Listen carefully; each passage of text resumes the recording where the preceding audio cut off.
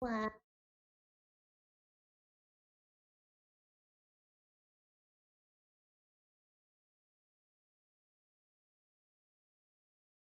Howdy, glad to be here.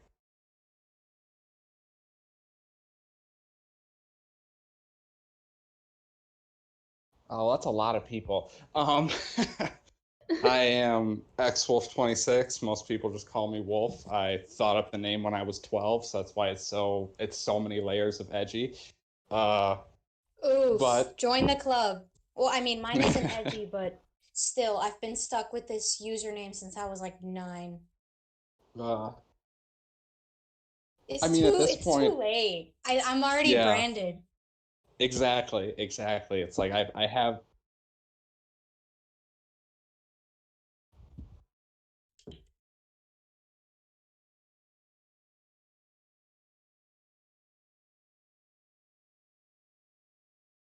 Wait, Yeah, so like yeah. Poppy?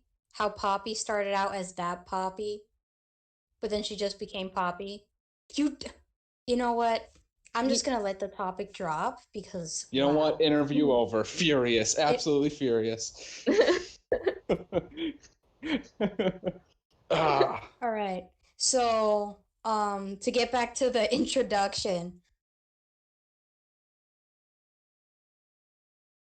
uh, so you do under Yeah, that because name. I ended up getting a following on fanfiction.net, which is like the least used fan fiction site, I think. It Everyone's had its always on either time. Wattpad or AO3. Yeah, it did have it feels like so much like I feel like such an old man when I say that I use fanfiction.net because everyone's like, "Ah, AO3." I'm like, "I'm too old. I don't understand how it works. I don't get it.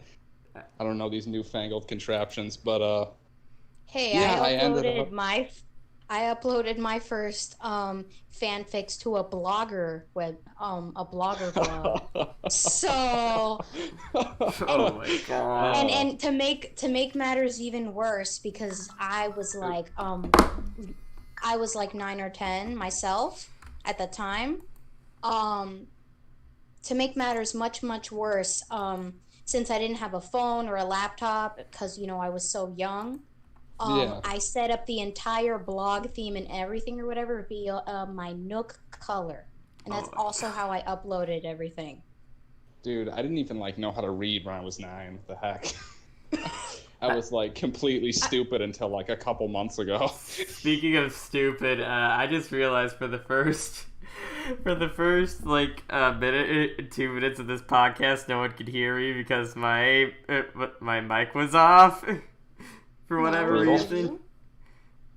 Yeah, my mic was Oh, disconnected for whatever reason. It's working fine now, but uh, I and I don't think anyone was actually here when this thing started. But to do a little better introduction, yes, welcome to the Determined Podcast once again.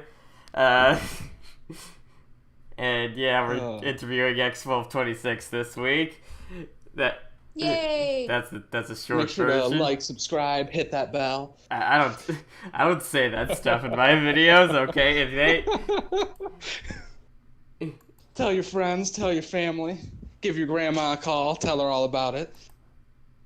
Uh, but yeah, I made up the name. It started off as my iFunny username back in like 2011, 2012 Oh my iFunny. That's gosh! how old the name XWolf26 is.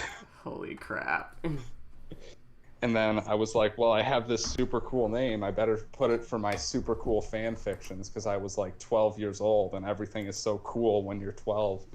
Uh, You don't have so yeah, any sense of cringe when you're 12. Just dude, everything it's you like do is amazing.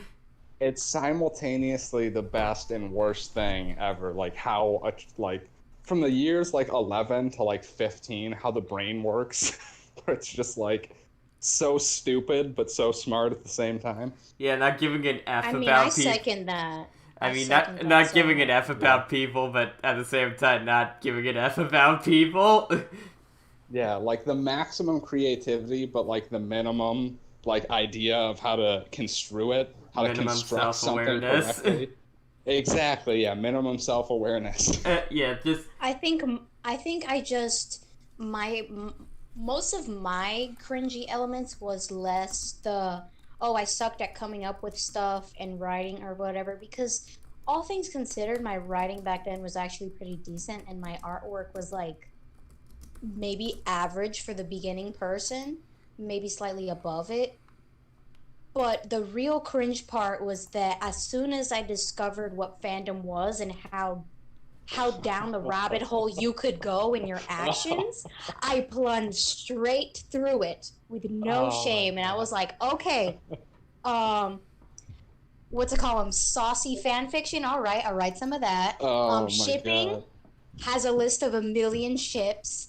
What is it? Hot takes. What is it? Or hating on a specific character just because they're popular. Yep, I'm gonna do that too. Yep, OCs. yep. Oh, everyone Yes, has sir. OCs. Yes, sir. I'm gonna make some OCs then. Okay, and I'm gonna have 1,000,000 of them. Like My I just writing's- plunged right through, and it was just all. It was just so much, and then I just look back on it, and I'm like, oh my lord, I cannot believe I contributed to that. Yeah, to what quote happened. the musical Hamilton, man, Elsa was non-stop. Yeah, I think my big problem was I watched Dragon Ball Z, and I think it ruined my life. Wow, The first thing I ever wrote was a Dragon Ball Z fan fiction in a notebook that I would take with me to school. So I'd just be like in like 6th grade or whatever, just like finish my homework as fast as possible, and then just keep writing this like terrible self-insert Dragon Ball Z fan fiction that made 0 sense. dude, Oh my gosh, dude. That was me minus the homework part, because I used to fail on middle school because I was too busy writing multi-chapter fanfics. Oh my God. I never But I wrote. feel so called out right now. I never wrote anything down during that age because I didn't have the patience for it for whatever reason, and I was thinking I'm already doing papers at school. I don't want to go home and write other stuff until I. Bold of you to assume I did any schoolwork at all. Yeah. The thing was, I actually did my schoolwork. But yeah, I never did that. To be fair, to be fair, wait, go ahead. But yeah, I had these. But that's not to say I didn't have all these ideas in my head and stuff. I had all these ideas in my head, and every time I would get bored and stuff, instead of like the regular thoughts like 12, 13-year-olds think of like, it's like, like that one girl's pretty or something, I'd be like, so back to the adventures of my self-insert Dragon Ball Z character. Right. I remember just like handing the notebook off to my friends, like, yo, read this, you know, because I wanted feedback, obviously, because I'm writing it in a notebook that I'm hiding, like it's like I have like the one and only Bible in like this post-apocalyptic reality, but it's a Dragon Ball Z self-insert fan fiction and early middle school, so close to that thing that I said, but yeah, for me personally, most of like my brainstorming stage of my life where it was like, oh, you know, I have ideas, but I never actually did anything with them because I didn't realize that I was physically capable of doing something with them. Was way young. I was much younger than the average. I had to be like 6 or 7 when I really started coming up with just like stuff in my brain and doing exactly what you said, Pasta. And I mean, not to get depressing or whatever, but part of the reason why I invested so much time into it, once I realized, oh, this is a thing people do, and people like people who do these things on the internet. So let me do these things. It became part of the reason why it became such a part of my life. Again, this is just me, but at the time, it was I had not been able to find something that made me feel like I was actually worth something as like a human being, because so many things at that time in my life had failed me. So, you know, a little slice of tween edge, if you will. Twenge. But Twenge. Oh, by the way, but a side thing right quick, just for everyone to know. Cupcake Pains is having some technical issues. She had to restart her computer, so hopefully everything works out. Her mic wasn't registering for whatever reason, so yeah, let's hope that resolves itself. but yeah, so at that time, of my life, so many things that were supposed to like Okay, contribute I'm to getting a self. phone call. Just a second. I'll be right. Okay. Um, so at the time, um, the things like, for example, I had no friends. My family was like super unreliable or whatever. My teachers and the authority figures had like kind of failed me. And so I was at a point with, let me this could give me, a feeling of self-worth. And so I just nuts. Like I called it the blue folder. I had one folder dedicated to artwork and learning to draw characters and stuff, and I had another one dedicated to all my writing, and it was like stuffed. It was, and you would think, oh, it wouldn't hold that much because it's a folder. Nah, it was pronged, So that's how you know if things get real when it's pronged and you have like not just wide rule, you've got college ruled in there. You know what I mean? Mm-hmm. Sweet stuff. And I think the only reason I never finished anything was one because at some point there was like an intervention of Bethany. You need to like not get straight F's. Oh my god, I said my real name. Oh shoot. Anyway, let's pretend that didn't happen. What do you mean, Elsa? Yeah. Yeah, that's not my name. I mean, Elsa's my name, totally. That's what's on my birth certificate. Elsa, first name Elsa, last name TMNT, middle name 12. Fun fact, I put the 12 in my username because at the time I was about 9 and I was tired of being 9 and I wanted to be 12. That's literally why that's there. And it's so dumb. It's the yeah. I mean, like, again, when you're a kid that age and stuff, like, age is like super important to you because during that age and stuff, it's like a lot of the time, it's like you're completely focused on. Oh hey, Cupcake's back. Yay! I have returned. And we can actually hear you. Yay! But Wolf actually stepped out. Actually stepped for a second. Yeah. Oh no. Hopefully he comes back because it's gonna be really bad if this episode doesn't have the guest that's supposed to be in this episode isn't here. I'm so sorry. I don't know what happened, but my computer was just like I had plugged my microphone in, and I got a new microphone, everybody. But I plugged it in. And it refused to acknowledge that it was there. And Oof. I tried unplugging it, plugging back in. So like me with my issues. I'm kidding. I'm totally trolling.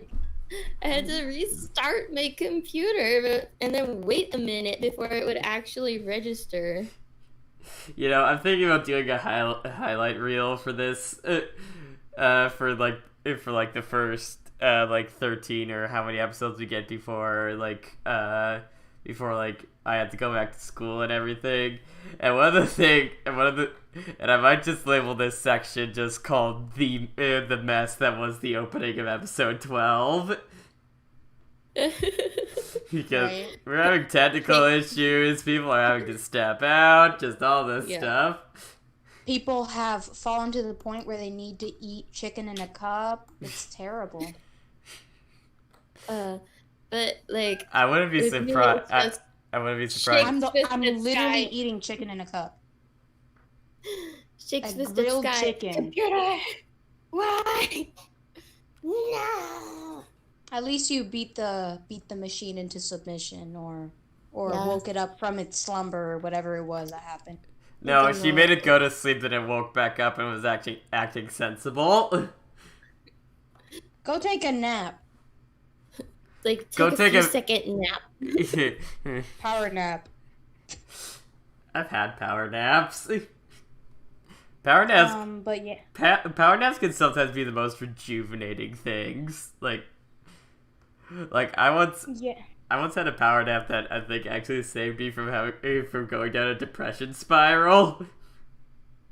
I think a lot of us have, like, we're depressed or whatever, but we don't want to fall into the pit. So, like, to avoid letting your thoughts just go where you don't want, you're like, you know what, I'm gonna take a nap. Yeah, but it wasn't even that. Just not. It wasn't even that. I wasn't even trying to do it intentionally. It was like I was just having like a really just crappy day and stuff. Like it was the middle of summer and all that. Nothing was. It was the middle of summer and all that, and nothing was going. And I was just having a really boring, just unsatisfying day. I think I got like the writing thing that I had just posted like the night before wasn't doing as well as I thought it was gonna do and stuff.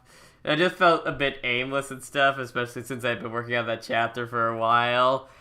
And I was just like, this day sucks. Maybe I suck and stuff. And of course my brain was like, no, you don't suck. But I was like, maybe I do. Maybe I should just take a second to. And then I woke up. Felt like 100% better. And then my mom was like, hey, we're actually gonna go out and do something right quick and stuff. And we went out and did something, brought lunch home and stuff, and it was pretty. And that pretty blessed day turned into a pretty good day. Sweet. Yeah. So, like, to get back to the age thing or whatever, because I just wanted to, like, share that or whatever. What is it? About I'm 9 years old and I want to be 12, so I put it in my username. Mm-hmm. I mean, looking back and, like, talking about handles and brands and stuff, looking back, my username is kind of crap. And the only reason that I have it is because since I was so little, my mom had made me a Google account so that way I could use Blogger, because by that time Google had acquired Blogger. And so once I stopped living with my mom for a short period of time, it was like a year or so, I used that Google account that, you know, I technically had permission to use. I started using a sign in with your Google account, and I was just signing up for like all this stuff, making accounts. I was like, all right, okay, now I have access to the internet. Now I can make accounts. Now I can start doing things. And my original username was actually something decent, and I thought it was catchy at the time. What is it? Beepsby was my name. Beepsby. And I'm back. I had to abandon. I had to abandon the name Beepsby literally only because I got in trouble with my mom, and so I wanted to. I had to disappear off all the accounts that I had made, and so, you know, I completely, because I didn't want my mom to like connect the dots, you know. So I was like, okay, let me just throw together a username and then just go for it and get out of here. You know, and recover everything and change the names. So yeah, that's what I did. And also the 12 thing helped because, hey, at least people thinking I'm 12 is better than them thinking I'm 9. And when in reality I'm probably interacting with like 16-year-olds in the writing forums on fanfiction.net. You know what I mean? Yeah, that was a weird thing growing up and being on the internet. And, you know, like, you talk to other people, whether it was, like, through, like, you know, role-playing or forums or whatever, and you hide how old you are because you think, oh, they're not going to want to, you know, if they know that I'm 11 or they know that I'm 12, they're not going to want to role-play with me or whatever. And it's like, you realize that that's because it's kind of creepy to be, like, hanging out with little kids on the internet. So again, I was 9, so I was on the bad end. Yeah. Yeah. Same here. It's like now you look back and you see, like, for example, before the whole Tumblr purge thing, looking back and seeing like 12 and 11-year-olds on Tumblr. I'm like, I hope you never bump into X, Y, and Z because that would suck. Yeah, I was lucky enough to, at least to the best of my knowledge, I never ran into anyone creepy when I was a kid, and I'm pretty thankful for that. Yeah. Because I was kind of in danger. Yeah. Anyways, granted, guys, I just realized. Guys, I just realized it's been 20 minutes into this podcast, and XWolf has still yet to finish their introduction. Yeah. Okay, let's if we can have any other side tangent and stuff, whatever the heck we want. Just let him actually say who the heck he is. Okay. Oh, really? Has it been that long? Yes. Oh, I feel terrible. Not actually, but I'm just like, wow. I know, that's just Yeah, that's a new record for us. I'm just such a fun and charismatic guy and so easy to talk to. Of course, you just get wrapped up in my awesome personality. Yes, I promise definitely. I'm not a sociopath, guys. I promise I'm not a complete egomaniac anymore. Anymore? Stop calling me out. That's not nice. Stop calling me out. Anyways, please tell the audience who you are for those who don't know. All four of them. So I am TJ. Screen name XWolf26. Most people just call me XWolf or Wolf or whatever. They don't call me whatever. That was a lie. I lied to all of you. But anyway, I write Doubletale Rewritten on fanfiction.net. I'm one of the 4 people who still use fanfiction.net. Mad respect. Keep that site alive, bro. Yeah, I'm trying my best to keep the site alive with my super cool, radical Undertale fanfiction. So yeah, that's what I do. I made my appearance on the site when I was, I think, 12 or 13. And I just started like pumping out, because we were talking about how kids have so many ideas when they're in that age. So I was just pumping out fan fiction after fan fiction. Of course, none of them were getting any traction because, when they were bad, they were being written by an ickle babykin who was not that good at writing at the time. But I had spirit. So yeah, I just kind of kept writing story after story until finally, like right when Steven Universe was like at like peak hotness, which don't take that out of context. I'm just thinking of Pink Steven in that one episode. Dude, I was thinking of the Stephen Greg of. fusion. I was thinking of Stag. Oh, No. True. That's also a valid interpretation. But anyway, when the Steven Universe fandom was at its peak. Mm-hmm.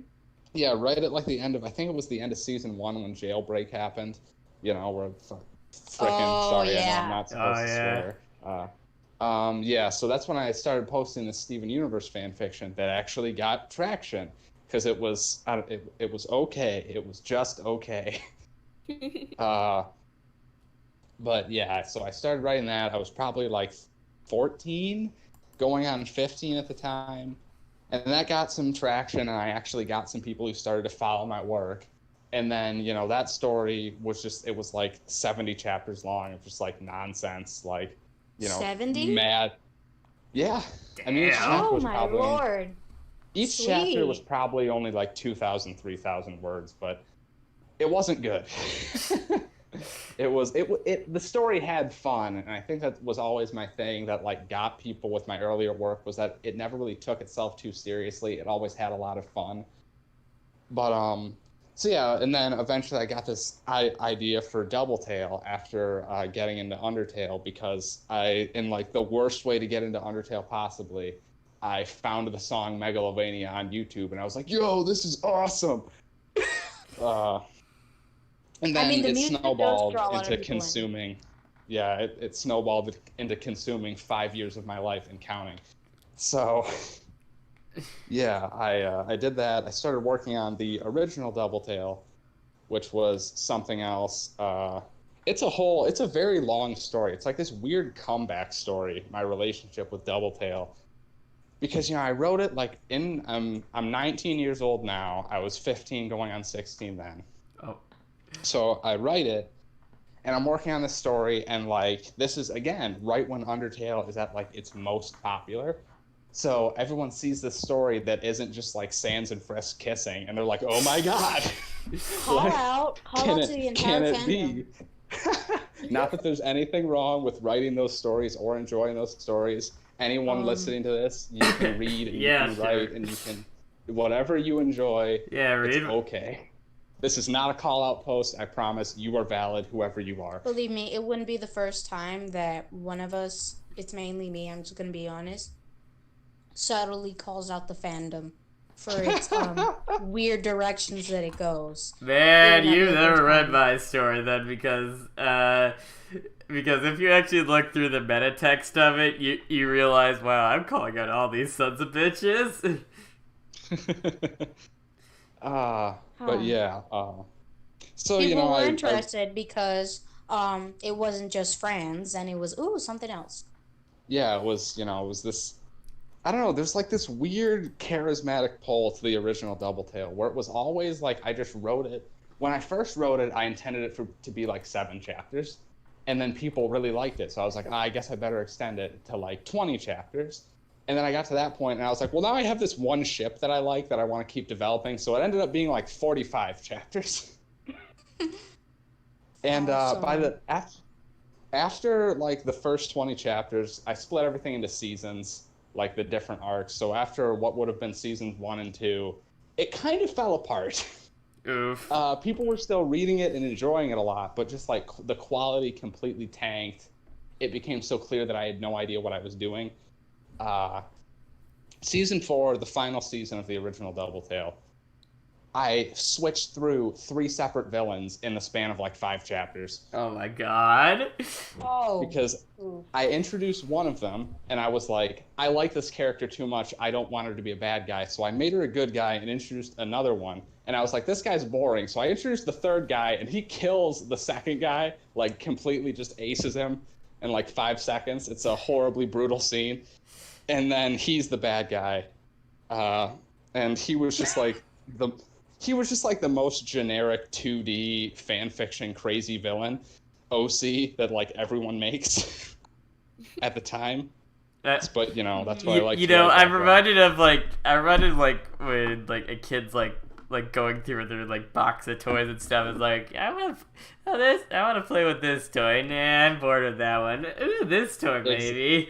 Exactly. I was definitely just like the child sifting through the box. And I just had all these people cheering for me while I was sifting through the box. So, I don't know, it had a lot of lasting effects on me, like having...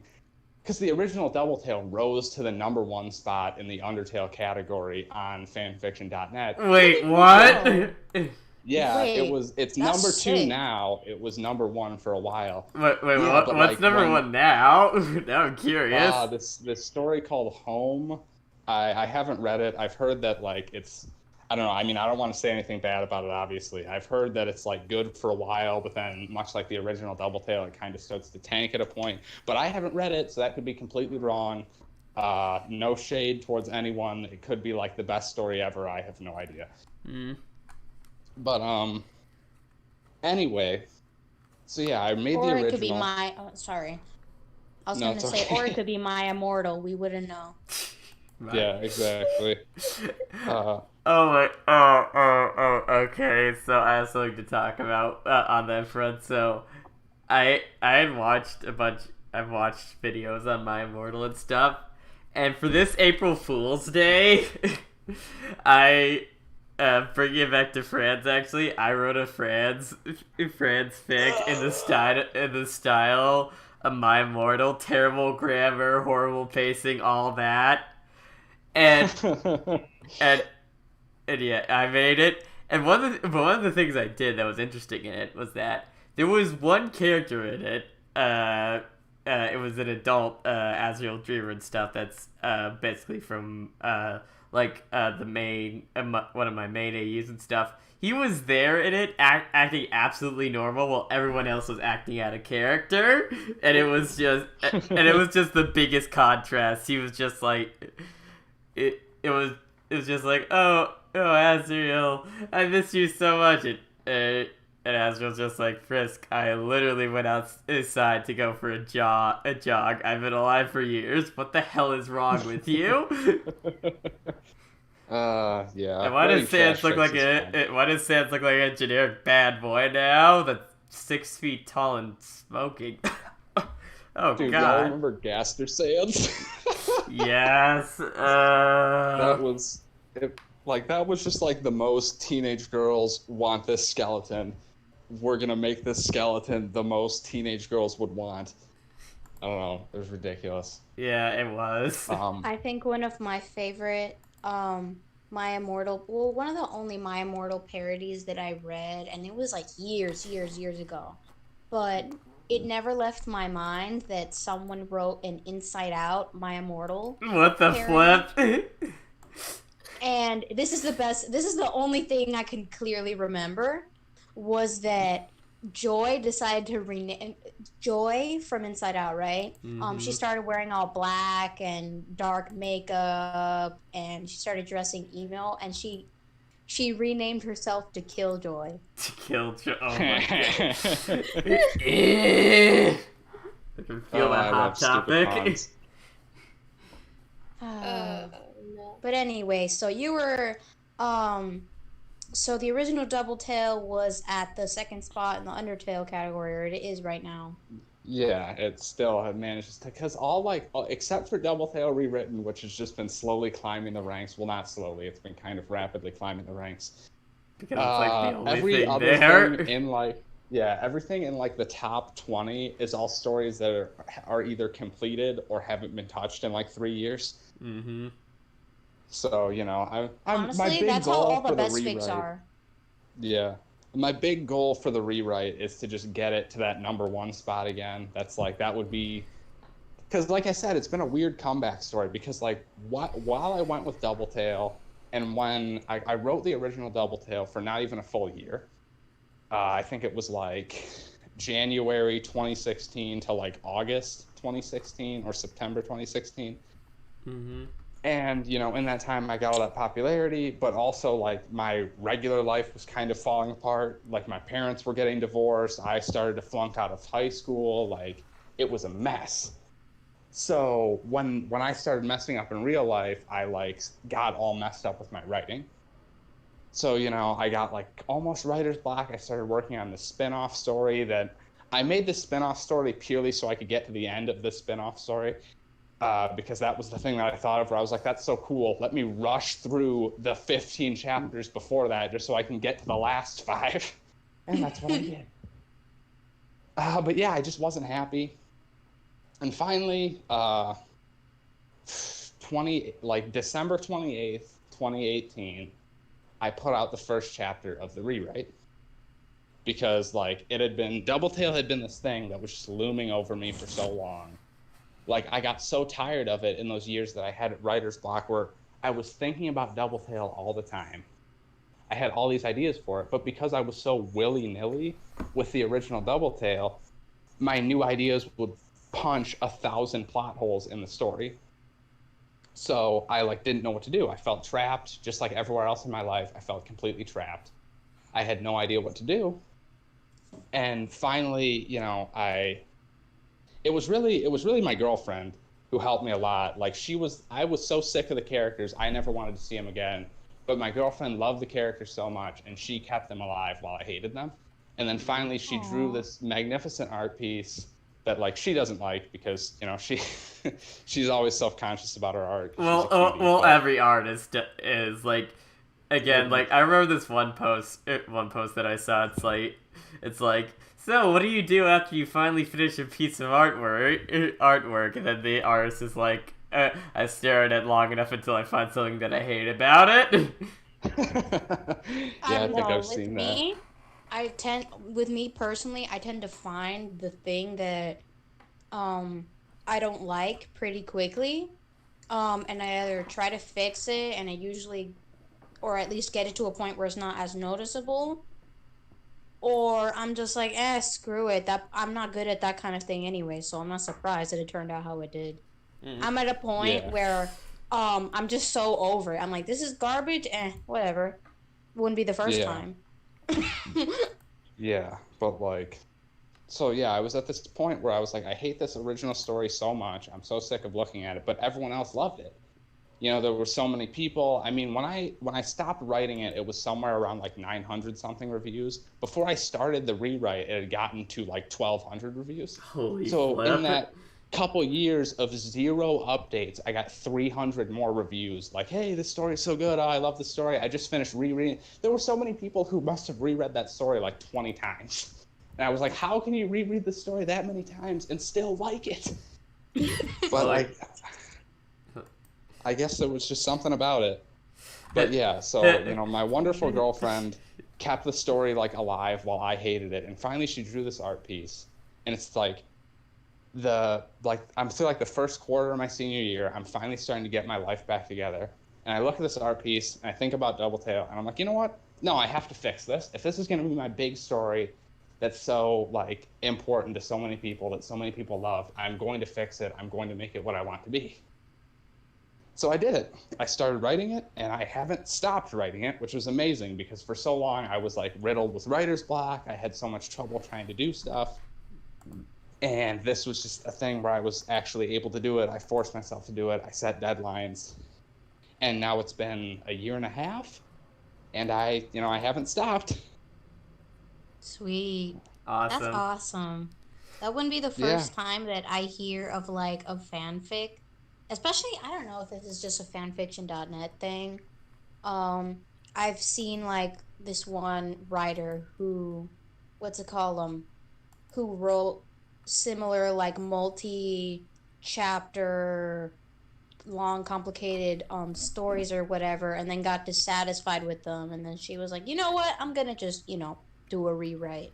Yeah. Except instead of calling it rewrite, like for example, there was one fanfic she wrote called Shelved. Like put on a shelf. She just called the next one Shelved Plus, with like a capital P, capital L, capital U, capital S. Boom. Cool. Done. Cool. And it was awesome. But... So, I mean, maybe I'm biased, but I'm always down for like a cool rewrite. Yeah. Speaking of awesome, actually, though, for once, I joked about like the whole 4 people that are watching. For once in our live streams, we're actually at double digits for once, which is crazy for me. Wow. Yeah, I have a server for. Wave to the audience. Well, we're all on call, so none of us can do that. But yeah, wave to the audience. Audibly I'm wave. waving anyway. Yeah, exactly. Waves in Spanish. Right. Yeah, I have a little server for Doubletale, and I sent a link there, so we've got some Doubletale people watching because my fans are the best fans. I love them all. They're wonderful. Aww. Well, hello. You're all great. They're the most Alpha Chad fans. Alpha Chad? What? No, they'd be assholes if they were Chads.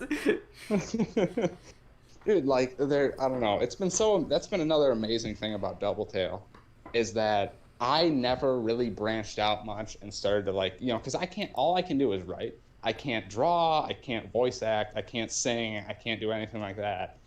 But I had all these other people who would just like go out and they would make fan art, they made fan stories. Like if you search Double in the Undertale section, you will find like a handful of Doubletale related fan fictions.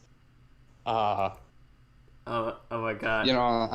I had even people who weren't making fan art would like actively go out of their way and be like, hey, other people on the internet, have you heard about this story? You guys should read this story, without me asking them to.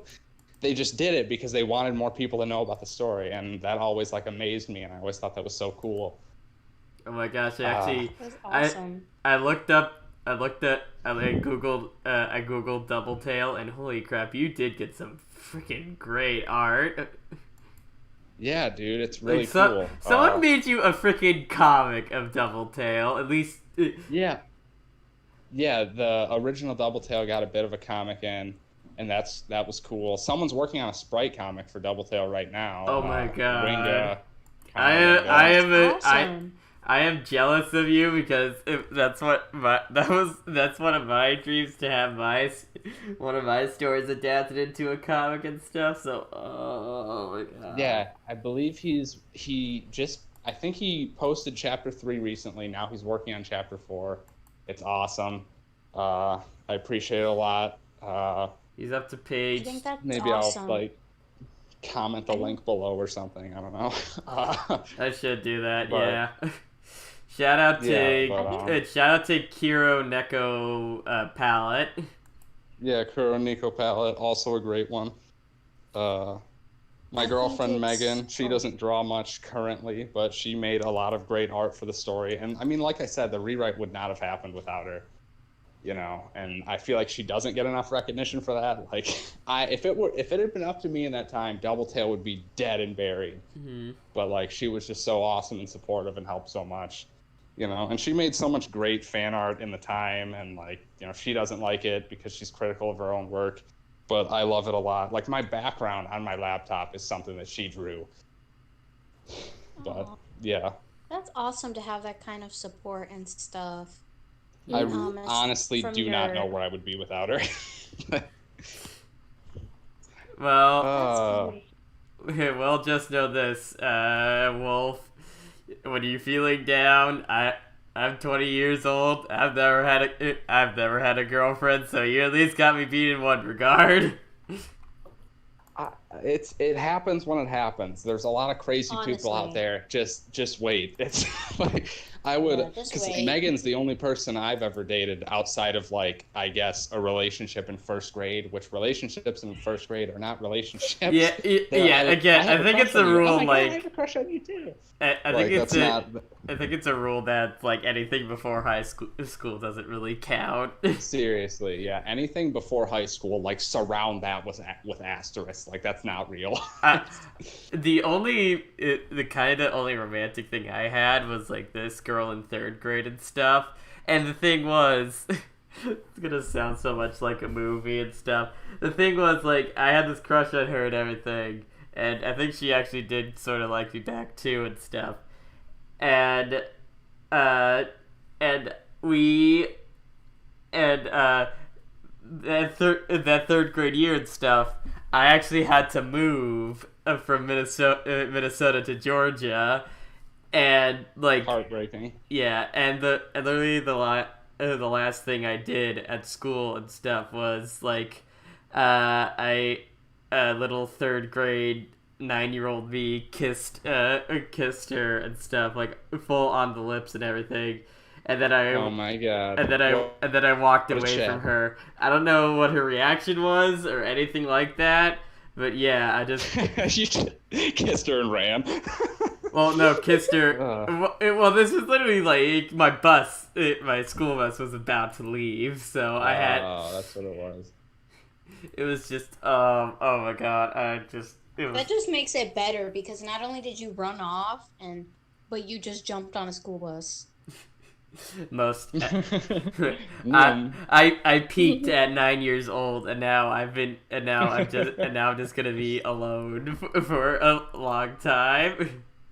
Nah, I'm fine. I'm sure you'll find a cool radical lady who will be, or dude. I don't know what you're into, and it's perfectly okay. Whatever your preferences I'm are. bi, so yeah. Yeah, so Well, you'll find a radical significant squad. other. You'll find somebody. Somebody will show up. Yeah. I just want a friend. Don't we all? Cupcake, I can be your friend. Okay. When we meet, I'll give you many hugs. Yes.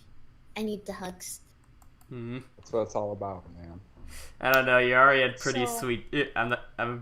You're already pretty sweet. I don't want you to reach sweet capacity. Just be careful. I might give you diabetes. No. Cupcake is the sweetest of all the sweets. If there's a sweet tier list, she'd be S tier for sweet. Anyways, since we're done with all that, by the way, I just wanted to tell you, like, we do have a list of questions that you answered, and you probably answered a whole bunch of them. Quite a few Yeah, of I them, did, actually. I haven't like talked about the actual story. I've just talked about like no one. If someone hadn't read Doubletale and they're listening to this, they have no idea what Doubletale is about. Like, All right, all I've so done is let's talk get. about like me writing Doubletale. Yeah, let's let's go ahead and start talking about it. Okay, so yeah. Because it seems interesting based on the questions that we have here. I'm like, ooh. So where did... Okay, so... this is a question. Where did you get the idea for two humans falling into the underground? And you described the two human characters that fall into the underground as an immovable object meeting an unstoppable force and stuff. What made you come up with that concept? Well, that kind of leads back to the original Doubletale, which I just thought that was such a cool line. Like, oh, one of them's unmovable and the other one's unstoppable. What's gonna happen? Because I had that 15-year-old brain. I'd probably heard it somewhere before, because that was so much was just like I would hear a cool line and I'd be like, I'm gonna use that when I was a kid. But obviously, after the original, people had the connection to the line, and it still totally applied, but it applied in a different way.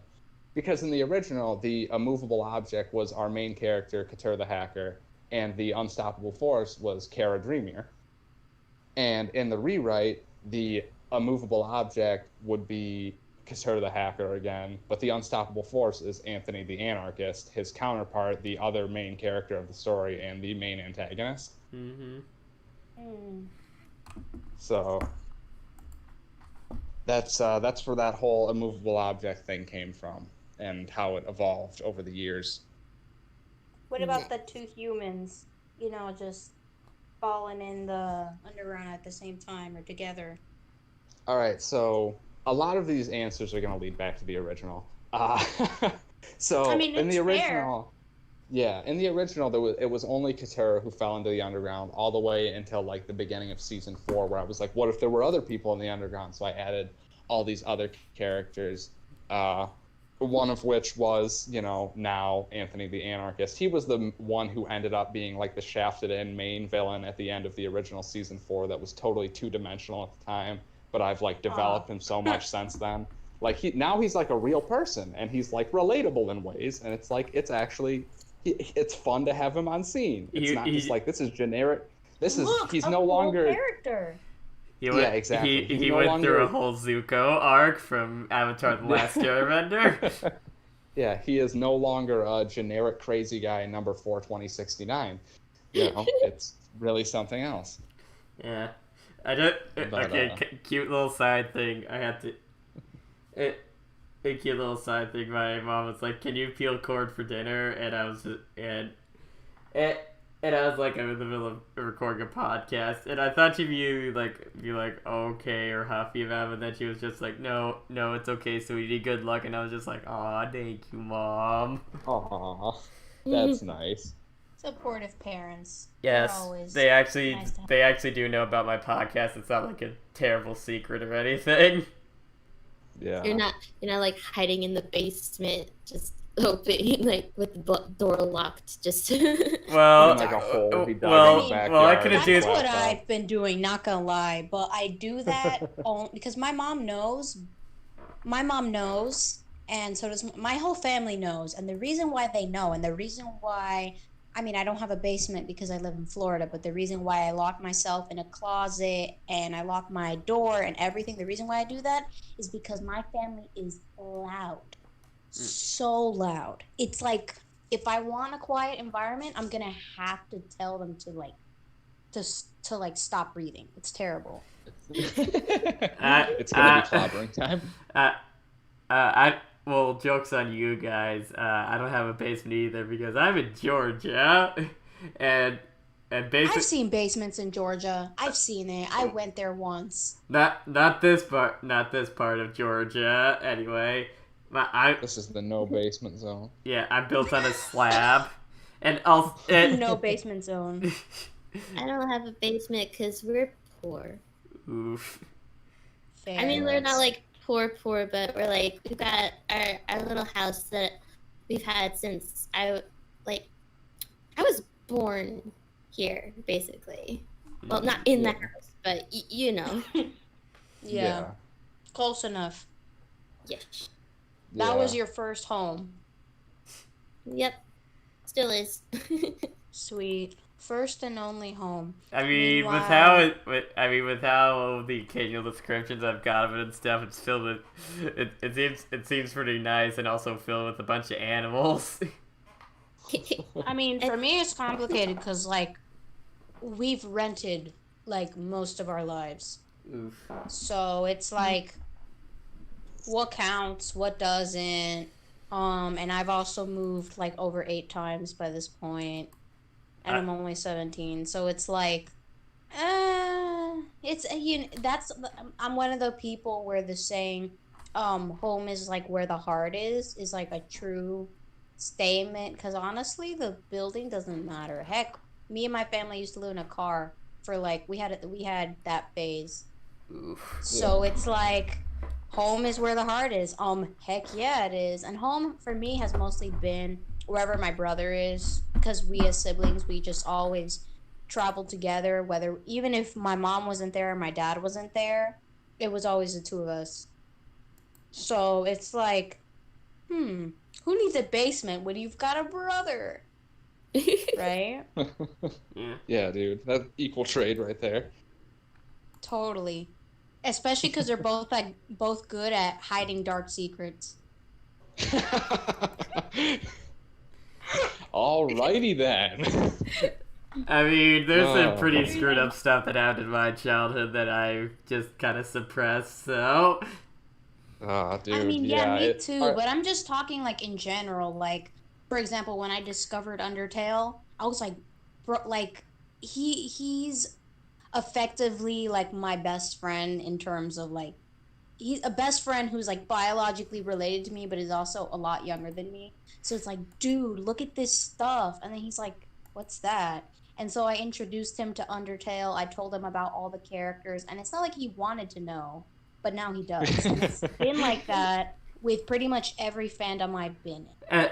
He knows he knows way more than he wants to. Oh my gosh, Elsa, I get it. You like these freaking monster people.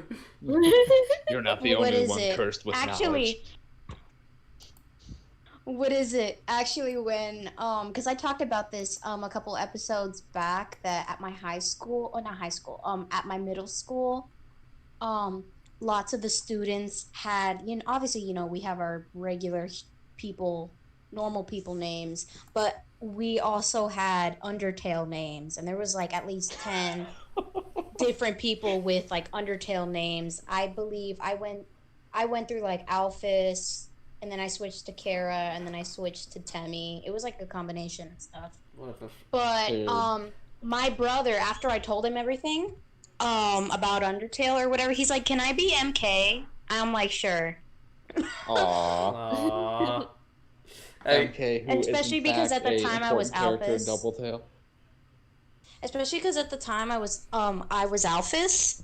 And so, they kind of look related-ish. Yeah, yellow I lizards. hope you can't hear that screaming.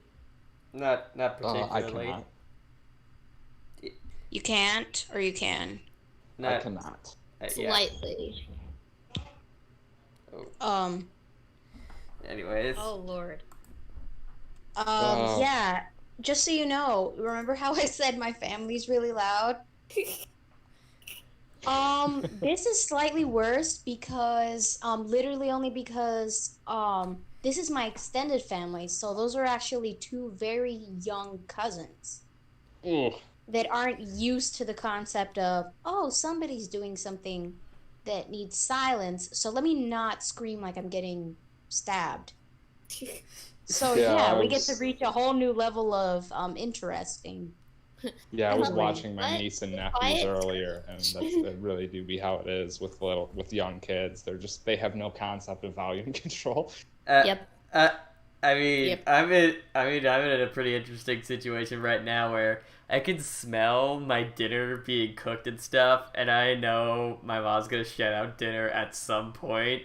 I just hope it's before this podcast. After this podcast ends, because it'd be really weird. Weird because I'm pretty sure my mic would actually pick up my mom shouting out dinner. No, now I want it to happen before. If that happens, I will be muting myself. And luckily we are actually having something where I can reasonably bring it up the stairs without risking getting burned or anything. We're having hamburgers tonight, so nice. Yeah. Hamburgers with bacon. Which even nicer. Which, by the way, side note, I'm not a big fan of hamburgers unless they have bacon on them. I'm just not. That's perfectly reasonable, honestly. Unless they're like out on the grill type stuff, in which case the charred whatever flavor that comes with like actually cooking it out on the grill like makes up for the lack of bacon stuff, I guess. You just want the smokiness. Yes. Smoky. Smoky. Yeah, anyways. So let's go. Can we go into a writing question? Yeah, sure. All right. So what is it? This one's let me just read it. How about that? This AU is an alternative take on Frisk's journey through the underground. So what is it like for you crafting your own version of in-game events? I don't know, it's interesting. It's a lot of fun being able to like try to personify things and make them more interesting because, you know, Undertale's been out for like 5 years now. Everyone knows everything that happens in Undertale, so it's fun to take, you know, scenes, whether I'm changing them in a way because, you know, now there's other people involved, so things are bound to be different, or just, you know, things, doing other things. I'm sorry that I keep saying things. You know, whether I'm changing things or keeping them the same, trying to put a spin on them where, like, it's interesting and it's fun for everybody, even if they've seen it before. So I mean, you're better than like at least 90% of these like all universes and stuff because you actually get past freaking Snowden. Yeah, exactly. We talked about this before. I think Austin, you need to stop calling people out for real. I mean, I'm not the one that's guilty in this situation, but like, gonna be getting that hate mail. I mean, like. We actually talked about this in like one of the earlier episodes and stuff, where it was basically I was like Snowden is like one of those things that's like it's kind of like a Darwin test. Like if your AU survives past Snowden, it's like when you're doing an alternative take on the trip through the underground stuff. It's just like it basically make or break. It's like. If you get past Snowden, you're most likely gonna actually finish your AU, and if you don't, it's mainly gonna be like, sorry guys, I just kind of lost interest in it. Yeah, the skeletons were gone, and suddenly I didn't want to write it anymore. I don't know. I'm not gonna have that with mine. Yeah. Well, yeah, because your thing's gonna be post-pacifist, which with post-pacifist AUs, you don't know. There's no like actual thing for that. There's just like, it's just like it could like it, which is a good or bad thing. Good thing it's like you don't know it. There's no fear of like ending like right at there, but there is the fear of oh wait, it could end at any second. Dun, dun, dun. I do think I don't know. Maybe this is just because I don't read. To be honest, I haven't read that many post-pacifist AUs, but I would think that it would be interesting to see how long the fic goes without Toriel and Asgore having some kind of interaction. Oh my gosh. I would. You know, because logically that's bound to happen at some point.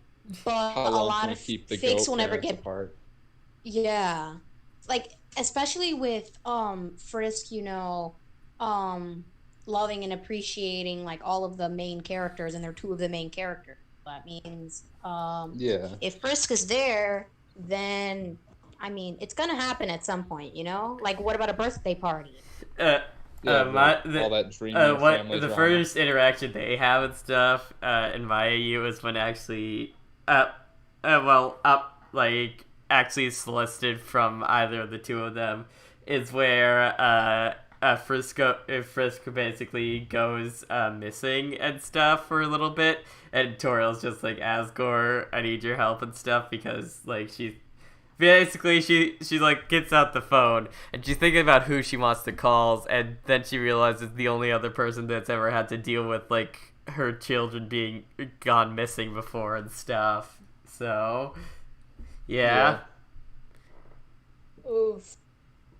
Luckily, everything turns out fine. In fact, and if you're interested in a post-pacifist AU, you can go check. You can go check out A Flower's Trial and Out of the Void, two stories that I wrote that take place in the same AU that are very interesting and very good. Check the description after this video is finished. And if you're interested in self-promoting, eat your microphone. I don't know what you're talking about.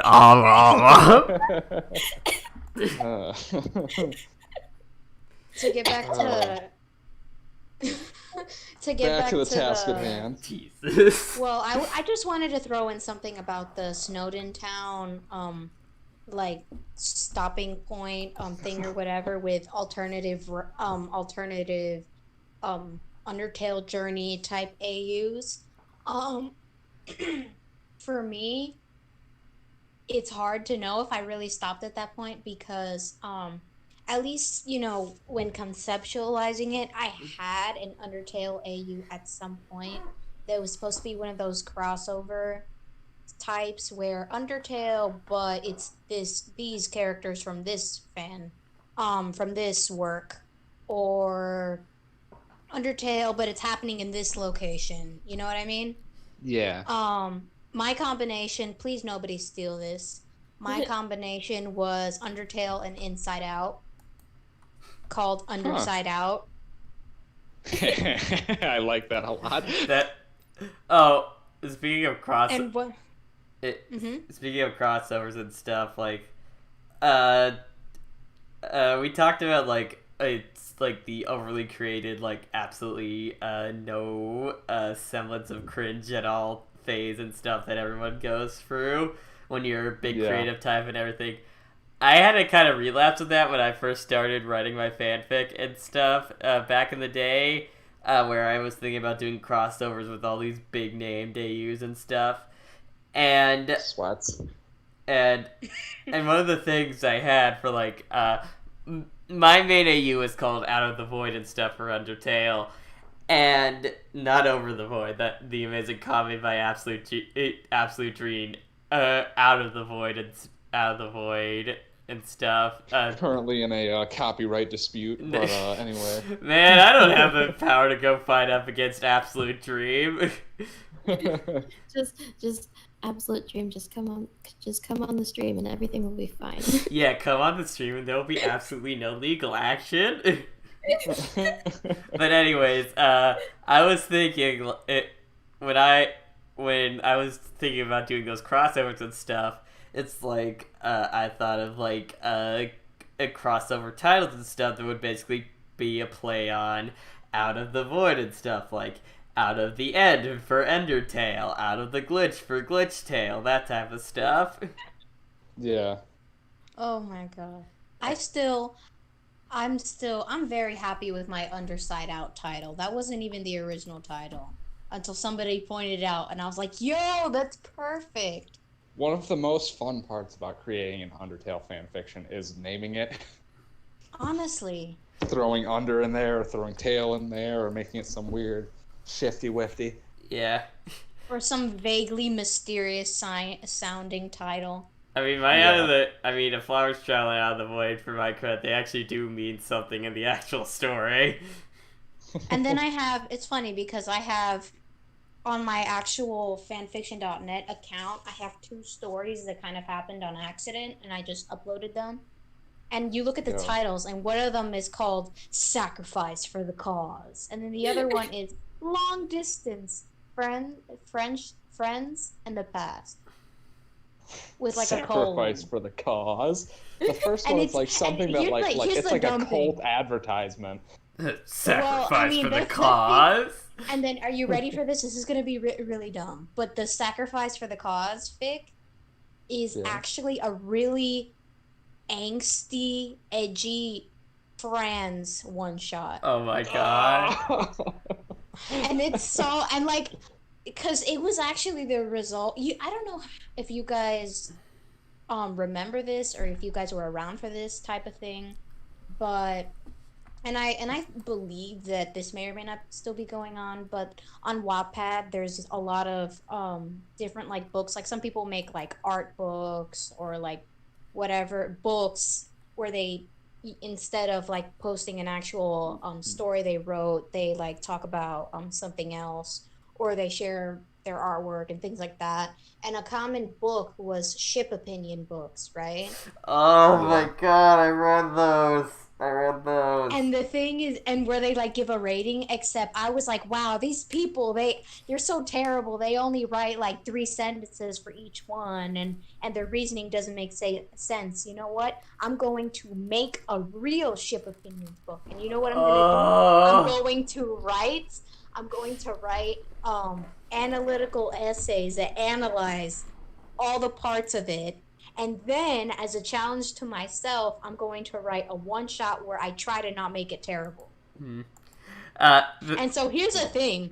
The only ships that I actually finished doing that for was Franz, Soriel, and Papiton. And the only one that I actually wrote a one-shot, because those are the ones that just, like, I had a lot to say on. Especially because I have a lot of opinions surrounding Franz. Let's just put it that way, to not offend anybody. As I assume most of you guys do. This is the controversy podcast. But so yeah, I fuddled and like fiddled. I messed with things a lot in order, because I outlined, these are in my little essay or whatever, I outlined, these are the things that make this terrible idea. These are the things, the only thing that makes the ship appealing is XYZ, blah, blah, blah, blah. Then I stared at my list and I'm like, okay, I'm going to take these elements and adapt them and try to make this work. And I was actually super proud of it. And if you're wondering why, I mean, I guess I could spoil it. I'll just spoil it because it's garbage anyway. Garbage anyway. At least you realize.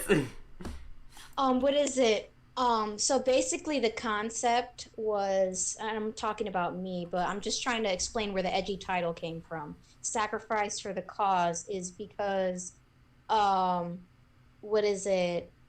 Since I knew that a big appeal of Franz for a lot of people is because Frisk doesn't have a lot of character, and so a lot of people treat Frisk like a self-insert type thing. They really do.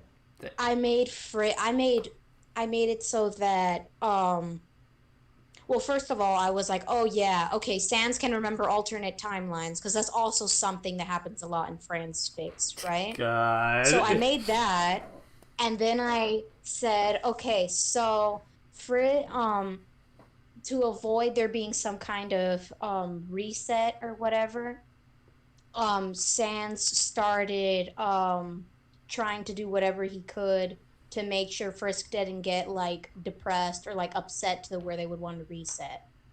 You get it? You get that? And so then I was like, okay.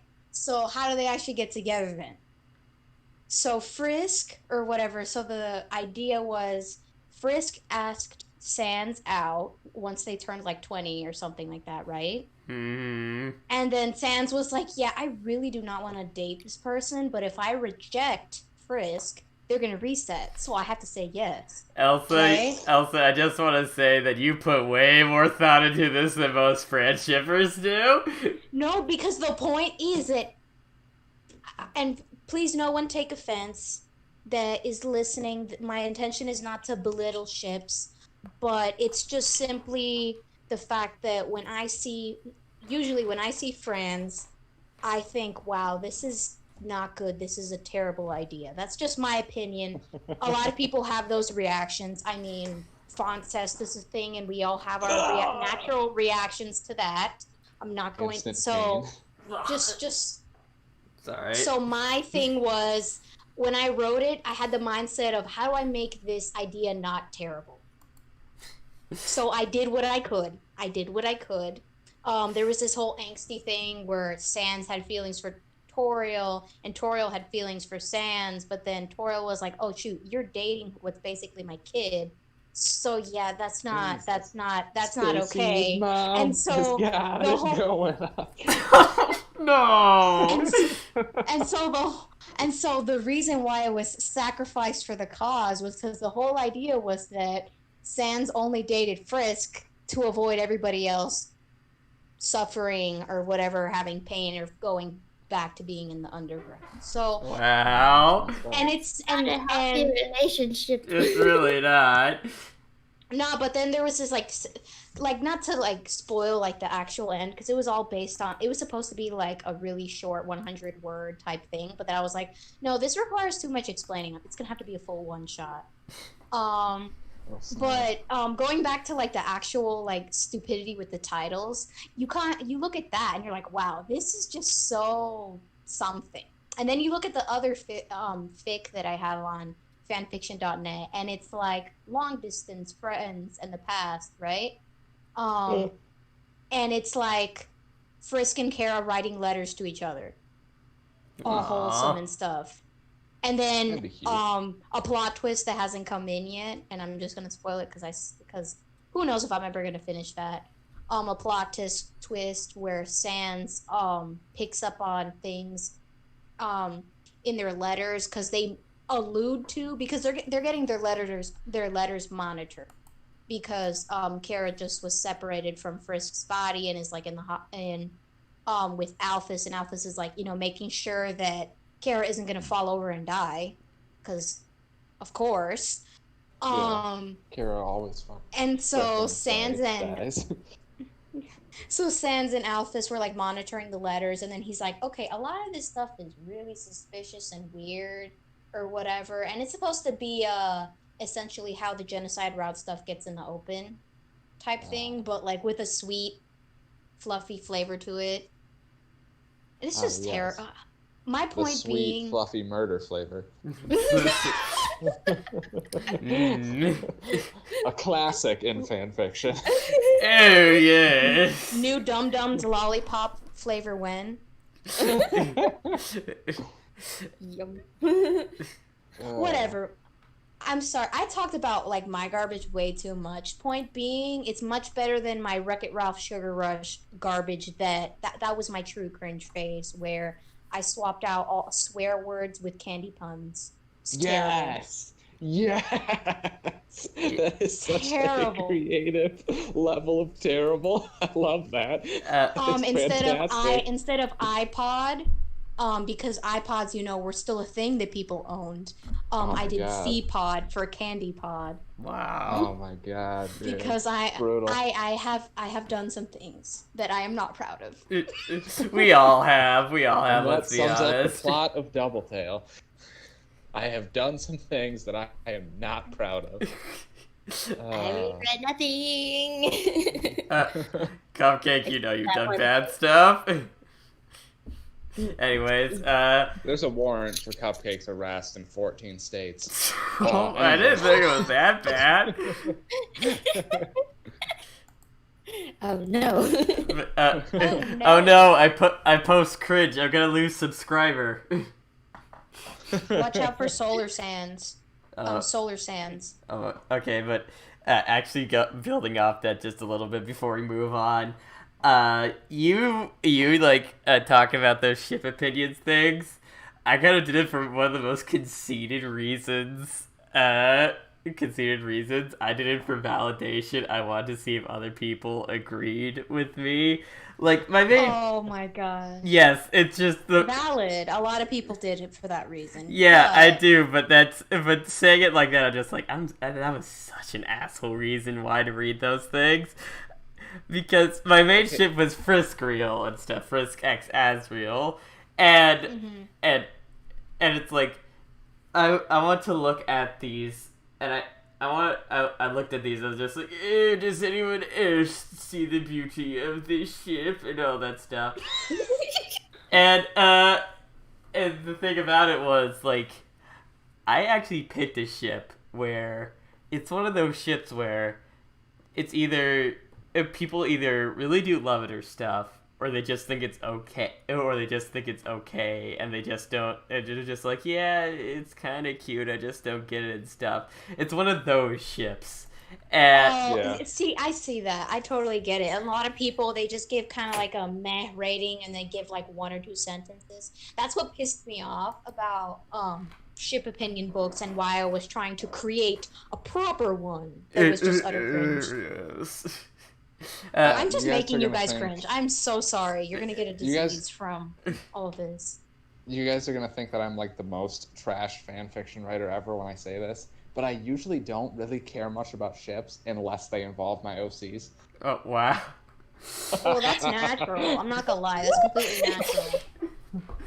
Like, the last time I really shipped stuff, and I was never, like, super into it. Like, I was never writing ship fics for characters, but, like, every now and again, when, like, in my early days in the Undertale fandom, and when I was still in the Steven Universe fandom, I would see stuff, and I'd be like, oh, yeah, that ship is cute. I could see that. I like that.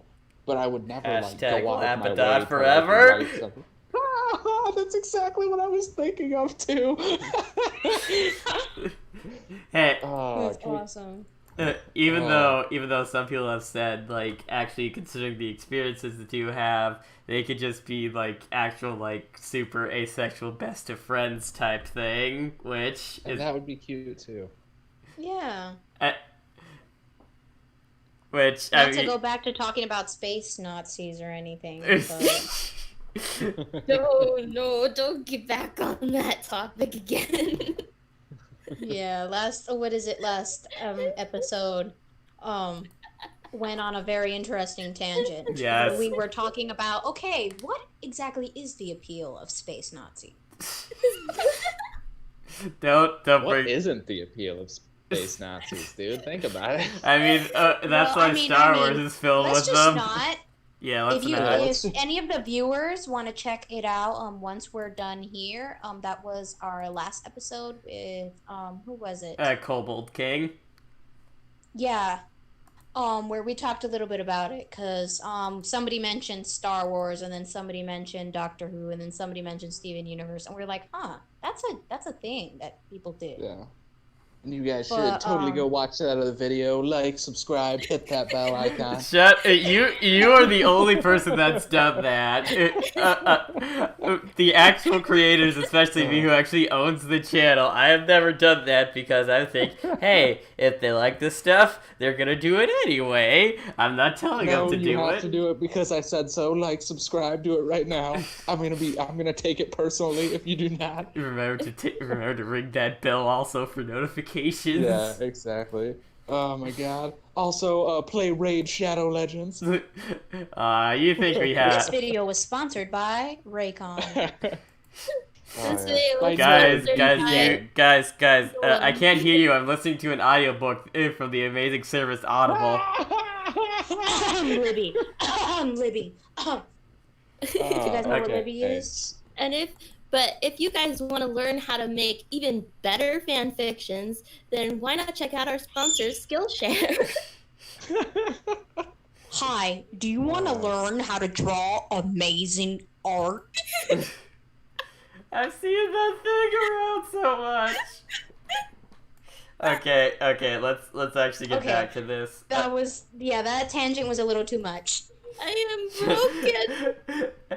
People are even people in the chat are roasting us. It's like we're calling us shills and saying insert plug here. Okay, so let's get back onto this. Your story, Doubletale, involves a lot of action to it. I saw. Oh yeah. What's it like writing what's it like writing battles with the Undertale battle system, and what are some of the restrictions but also some of the freedoms that come with that? Well, really, I take things full tilt very often. It depends on the fights, it depends on the characters involved, but a lot of the times, like, for example, no one's ever, like, inside the bullet box or anything like that.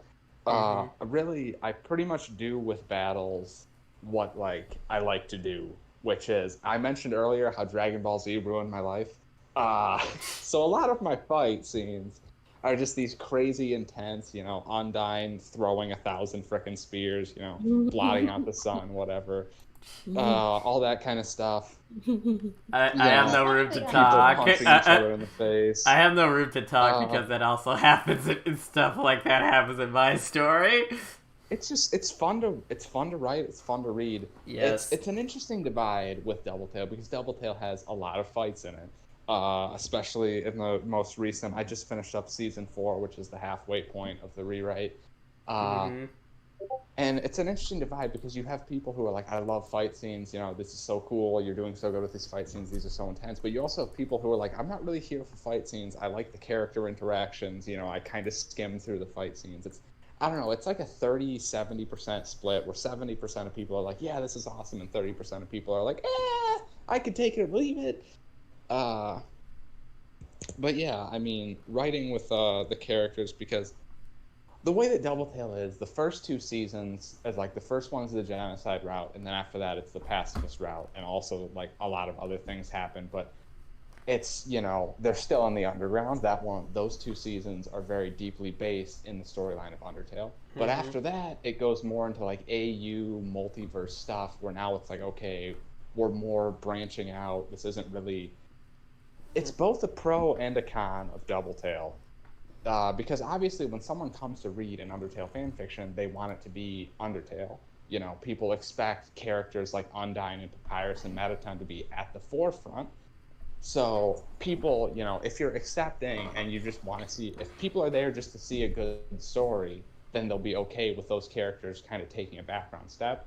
But if people are there to reasonably see Undertale, you know, it might be a turnoff from a story when then the main cast of Undertale kind of becomes a supporting cast in a story. And, you know, people like OCs are taking the forefront. So, you know, and that's mostly what Doubletale starts to turn into is, you know, like there are characters. Other characters do stick around, but the one that really like sticks out and stays for sure a main character in Doubletale is Kara. Monster Kid's around a lot too. Frisk is around, Asriel's around, Gaster's important, you know, people like that. But outside of that, everyone kind of takes a step into the background after season 2. And like I said, you know, if you're someone who's okay with just seeing where the story goes and you just want to see how if you're there because you want to see just a good story, it's okay, you'll be fine with that. But if you're there because you want to see an Undertale fan fiction, it could be a turnoff because it stops being so deeply rooted in Undertale. So that's kind of how that goes. But yeah, I mean, I have the response to everything. I have like Undertale tends to be more forgiving of OC. Yeah, the thing is awesome. like with Undertale fix and stuff, it's like I do have a limit where I'm just like, yeah, no, you're getting a bit much and stuff. It's like, like with the one of the things I have with that is like when the characters grow up and stuff, it's like the oldest I want them to be is like young adult and stuff, and then after that I'm just like, yeah, that's a bit far for me. Thanks for entertaining me. I'm out. Yeah. Yeah, so I mean, Doubletale takes a lot of liberties. It has a lot of creativities. And it's really like not your average Undertale fan fiction in really like any way, shape, or form. And people will either like that because like, oh my god, this is so different, this is so new, you know, and it's good. Obviously, I'm biased, but I've heard from many, many people that it's very good. I think that it's very good. I think if you're watching this and you haven't read it, you should totally go read it and like, subscribe, hit that bell. No, you should read it. Favorite, follow, and review. Tell your friends, hit that bell icon. Review. Yes. Writing reviews is important. Like, some people are like, oh, well, I don't really know what to say. It's like, you can literally review and just be like, that was good, or that was bad, and it will be better than saying nothing. That's what I try to do. But when I really make a point of doing it. Yeah. Because I know how it feels to get it. I'm the kind of person on most of my stories, I've only ever gotten 10 reviews or 10 comments or whatever. You guys So are like I talking know about the how it feels. fanfiction.net like metagame and stuff, and I'm just like, Dude. and I'm just like, I've only ever used AO3 to post stuff. It's very refreshing encountering someone else who uses fanfiction because so few people use fanfiction. Is there a legit reason that Doubletale is still on fanfiction.net, or is it just mainly I don't want to copy paste those like 200 or 400,000 words into an AO3 thing? Oh my god, it's so many thousand words. The latest chapter that I posted was 26,000 words. Sweet Jesus, man! Yep. Oh. Yep. The chapters usually vary from being like 10,000 words to 26,000 words. And Dude, I don't like making thought, chapters dude, that long, the but they just latest end up chapter being for the fun. fanfic I've been working on was like 7,000 words, and I'm just like, and I was just like, that's like the longest word counts I've ever done for a chapter, and you're just like, yeah, I just did a 26,000 word chapter and stuff, and I'm just like, what the flip? Yeah, I don't know. I mean, I've heard people, I've never heard anything bad about it, but my thought is always like, well, if something is 26,000 words, it's going to take someone at least like an hour to sit down and read that. And, when you're trying to get people to read it, you're trying to get people to look into it, you're trying to get people to review it. At least me, because I'm lazy, if I'm looking through stories and I see, well, this one is so many chapters and so many words, it's going to take me so long to get caught up. So that can be like a reason that will stop me personally. So I'm always concerned that if I make a chapter that's too long, someone's going to be like, this chapter is 26,000 words. I'm not sitting here for an hour to read this chapter. But I've never heard anyone say that. All anyone's ever said is, oh my God, it's so much content. This is so cool. But I don't know. I guess I just have my own personal anxieties. Yeah. I'm not gonna lie, me personally as a reader, the thing is, when it comes to long fanfics,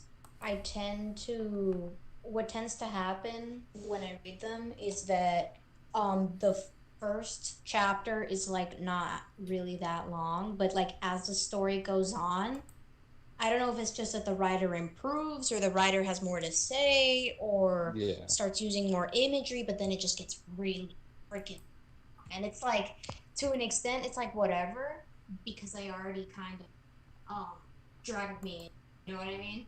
Yeah. But then there's also those days where like you're in the middle, what is it, you try to binge something, but then you pause for like a day or two, and then you get a notification from your email or something, you go back to look at it and you're like, I don't remember any of this. Which kind of sucks. Dude, I can't imagine someone trying to, being a person who has dedicated themselves to binging Doubletale. Obviously, if you're watching this and you haven't read Doubletale, you should totally dedicate yourself to binging Doubletale. But set aside several days, because it's like, let me look at how many words Doubletale is. It's a lot of words. It is currently at 452,925 words. Okay, I just want to, the difference in our writing styles and stuff. Your 26,000 words chapter and stuff, that is longer than the 4-chapter short, well, to be fair, it is a short story, but the 4-chapter short story that I just did, which is 23,269 words, nice. Yeah. But Nice. And the longest fic that I've written is 153,787 words, which is 37 chapters. So yeah. Yeah. There's nothing wrong with your style and stuff, but yeah, no, because when I was younger and I first started reading fan fictions, I thought if someone is making longer chapters, then they're better at writing. So that kind of got into my brain, and I started just slowly over the years that I wrote, I would be making chapters longer and longer and longer, where I went from 1,000-word chapters to 2,000, 3,000, 5,000, 8,000, 15,000, 26,000. So, but obviously I really think like between like 5,000 and 8,000 is probably where a chapter should be. I think even shorter than that, like 25,000 to like 8,000, like 25,000 I feel should be the minimum, 8,000 should probably be the maximum. But I just constantly break that rule because I don't know, I'm a monster.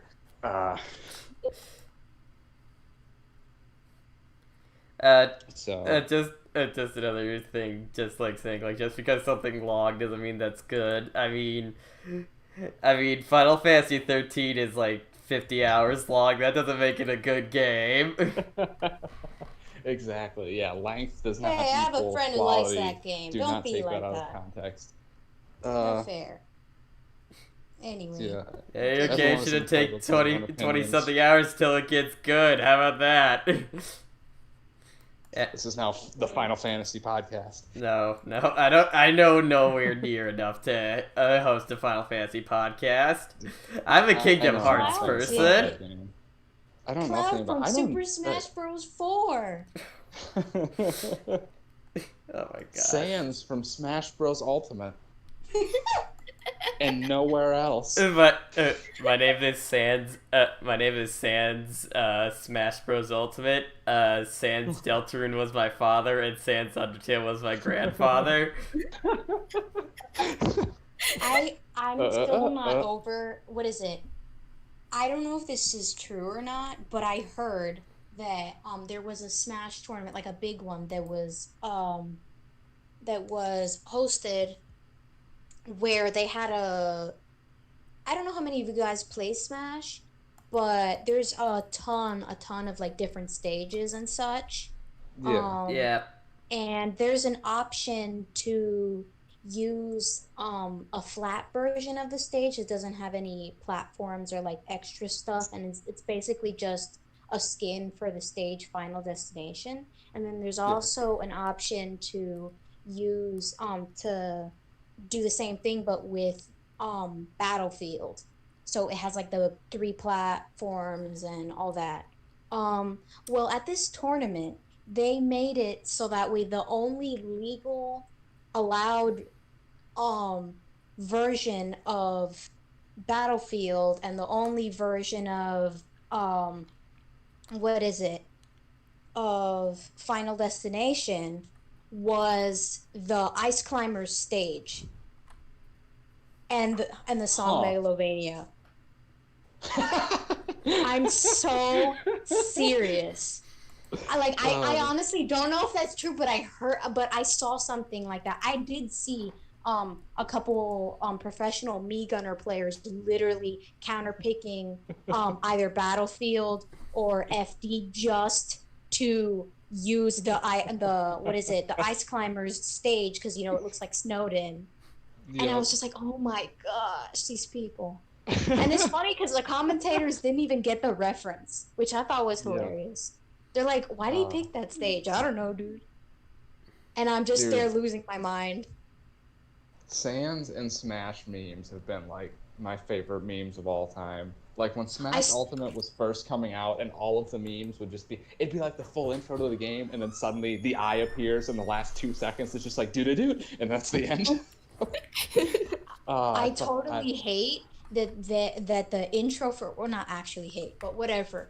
I'm not over the fact that they dared in the trailer make Sans or whatever, like he was in the battle UI, right? But instead of the text being like, I don't know, like Sans is approaching or whatever, no, they got the freaking PictoChat layout and said something like, Sans has entered the chat. And I was like, oh my god, why?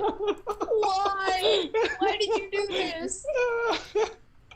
Because it's all a meme. It was all a meme. Oh my gosh. I don't know. I don't know a lot about Smash, but I really think Sans in Smash has been like the best meme in Smash Bros. History. I was like, what?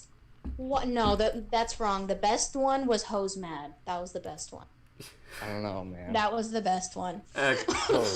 Okay, getting away from. Hey, it's Undertale related, right? Yeah, it is. But we're here to interview a person. Dang it.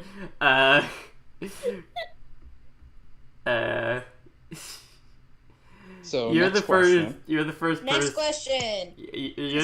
You're the first person who we've had on who mainly posts on fanfiction.net that we're interviewing.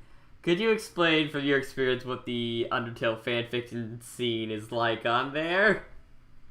Well, it's hard to say because me personally, I don't know how to read. All of Doubletale was me just banging on a keyboard and it went well. No, but yeah, that does kind of make it hard to read fanfic when you can't read at all. Yeah, exactly. If you're completely illiterate, like I've been very lucky. Somehow, me banging mindlessly on a keyboard has become popular. No, that's not true. I actually put a lot of time and effort into Doubletale. You should totally go read it. Like, hit the subscribe button, bell. Anyway. But yeah. You don't mind if I ruin the integrity of this channel real quick? But yeah, I don't know. I don't look a lot into the stories on there, but from what I've seen, it's kind of like that same, it seems to be the same as where fanfiction everywhere else is, where it's, it's mostly ship fics. It's a lot of just like, because fanfiction's easy. It's not like creating art or something where to be, like anyone can just sit down and like type something out and throw it out there. Obviously, it takes a lot to make it be really good. You clearly have never seen beginner artists. Yeah. But like, I am very guilty of just pumping something out that took like no skill and being like, "Hey guys, check this out." Look at these scribbles real quick. But yeah, I mean, it's just easy for a person to produce and put fan fiction out there, even if it, like, any 11-year-old can get on a laptop and be like, and then Sans kissed Frisk, ooh, ooh, and post. so. Sans kissed Frisk, not Frisk kissed Sans. That's an important distinction. Very Officer. Anyway. Yeah, open up. Delta Rune Undine? Yeah. I mean, for me personally, when I think of fanfiction.net, I tend to think like a slightly more subdued Wattpad type culture over there. I think fanfiction... Because AO3, from my experience, AO3 dives more into extremes. Either it's stuff that should not exist like at all, like this needs to burn, but it has no reason to be written this well, or it's like really intriguing stuff that's like, wow, that's really good, that's so interesting. And then there's like the very not vanilla, but like kind of flavorless beginner content, not even beginner content, because sometimes it's just general flavorless content. But I think that fan fiction tends to lean more on the, oh, this is kind of wholesome, or oh, this is cute, or yeah, this is all right, it's kind of interesting, is the type of stuff in my experience. Yeah. Because I've been all over the place. Meanwhile, the main antagonist in Doubletale is a cannibal sometimes. Sometimes. Keyword sometimes. Keyword if there's no other food available. But, and then I immediately think of an Undertale like you, where there's cannibalism. My brain is broken. This is terrible. Horror tale. That's not what it was. I was thinking of that one pap chat thing. Anyways, let me just not elaborate on that. Yeah, that's all these people need to know. But yeah, I mean, fanfiction.net, like we've said, fewer and fewer people are using it, but I do feel like of AO3, Wattpad, and fanfiction.net, I think FF is probably the easiest to use, but it has like the least options, and I feel like AO3 is probably the hardest to use, but it has the most options, and Wattpad is kind of in the middle. Yeah. Because, like, I've been told, like, oh my god, this story's so good, but it's on fanfiction.net. Who goes to fanfiction.net? You gotta branch out. And I'm like, I have no idea how to use Wattpad or AO3 because I'm 100 years old and I don't understand the world anymore. Dude, I'm older than you, and I use AO3. Well, I don't know. I'm just somebody who let's put it this way. I have done a crazy amount of cross posting in my day on so many websites that it's just like whatever to me. Like I cross posted all of my Tumblr art and about 80% of my Instagram art to my Pillow Fort blog in the span of like 2 weeks because I don't love myself, apparently. Ouch. So it's just like because like for real, when I had my first fanfic or whatever, I posted it to Blogger, I put it on fanfiction.net, and I had a Wattpad listing too. And like that was like my first one. I'm like, well, I gotta cover all my bases because in my mind those were the only bases because I didn't have a DeviantArt account, and you know, that was when people actually. Well, I don't know about people, but back when I was like 9 or 10, yes, I did read fanfics on DeviantArt. Oh, snap, I did do dude. that. That is the age old. Like, I know. maybe it's just because I've been like less connected to the internet, but I feel like DeviantArt doesn't get used nearly as much as it used to. Like I feel like that used to. I be think the people place realize where, like, that. I think for a lot of people, it was more. Maybe I'm just biased, but with fanfiction.net and DeviantArt, there's a lot of things that just kind of were sketchy or just like or like people just they didn't want to tolerate certain things. Like I know for example with fanfiction.net, the people that ran it were like kind of young and they only had like so many servers and so much money to use and something like that, and then because they didn't want to get into legal trouble, they started banning, oh, you can't have real person fic, you can't have this kind of fic, da da da da da. And people just were like, well, AO3 exists, so why am I going to go on fanfiction.net? And then with DeviantArt, there was the whole thing with like people's art getting stolen and they're going to Hot Topic. That's where the Sonic OC "Do Not Steal" meme comes from, by the way. Yep. And then there's like what is it? And then just to make it worse, you go in the terms and conditions, and it's any art that you put was like a royalty-free license, or even if that stuff wasn't true, it still got people to a point where, well, then I'm not gonna support the website, or then I'm not gonna use it because I care about my stuff. You know what I mean? Yeah. So I think that's what it is. A lot of people wised up to it and they realized that there's just other alternatives that have like come out in recent times. But before there weren't other options really, and they were the new cool things, so people used them. That's just what I think. Yeah. Speaking of like fan fiction and stuff, Softopus, the creator of Golden Quiche, is in the chat right now. Shout out to her. One of the first people we interviewed. Yes. Hello again. All right. I hope they remember to like, subscribe, hit that bell icon. Quiet you. I think they already subscribed. And ring that bell for notifications. Yeah. No. No. It's a lie. Anyways, I'm gonna wrap this up because my dinner's made and I'm hungry, and we only have like 1 to 2 more questions anyway. So yeah. Yeah, we keep getting sidetracked. Hit me with them questions. All right. So, what? All right. We've been talking about. We've alluded to this and stuff, but the actual story you're working on now is the rewrite of Doubletale and stuff. Yes. What has it been like actually rewriting your story? Like going back and like improving stuff, cutting stuff out, adding more to stuff. What has that been like for you? It's been so interesting because the rewrite is so different from the original. Like I said, the original focuses on Couture, but the rewrite is split down the middle between Couture and the main antagonist, Anarchy.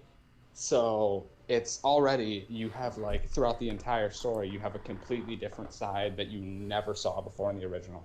And just the regular story is so like entirely different. You know, so much stuff goes differently.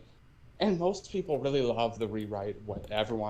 Almost everyone says, oh, the rewrite is so much better than the original. I've only ever gotten one person who like didn't like the rewrite, and it was like all their reviews were just like bad grammar. Like you could tell like this guy's probably like 13 years old. Like it was, you know, someone who's just like, oh no, I hate anarchy. I don't want anarchy side. Anarchy's a bad guy. He does bad things. I don't like when characters are bad. Every character should be perfect. So, you know, it was that. But yeah, it's been a lot of fun rewriting. It's been very like refreshing just looking at this thing that I hated for so long, but everyone else loved, and making it something where I feel like it's worthy of the praise. Making something where it's like, this is good. I've put so much time and so much effort and so many hours. I've had late nights and early mornings. I fucking bled. Sorry, son of a gun. I said the F word. I've, you know, bled my fingers against a keyboard trying to make this like a good thing, you know, and to hear people be like, oh my God, this is so good. And hear everyone love these ideas that I've just had growing in my brain for literal years. It's so refreshing. It makes me so happy. Yeah, I had a kind of similar experience because, the boat you're in, I was kind of in because I described this before, but for those who don't know, my fic, the one that I blatantly shilled for and stuff, I actually, the original version of that story and stuff, I actually did post onto fanfiction.net before I found AO3, and I just think AO3 is just a lot better and everything. But I posted the original version of my story to fanfiction.net and stuff, and Wolf, you might not like how Doubletale like turned out and stuff. My original story, again, I've described it like this many times and stuff. It read more like a wiki summary of the story than an actual story. Brutal. Yeah, I didn't realize that for a long time until I actually looked back at it. Like, well, I say a long time. Like, I stopped writing it for like a month and stuff. And this fic was supposed to be my magnum opus on the Undertale fandom and stuff. And okay, when your magnum opus takes like only like a month and a half to write, you're doing something wrong.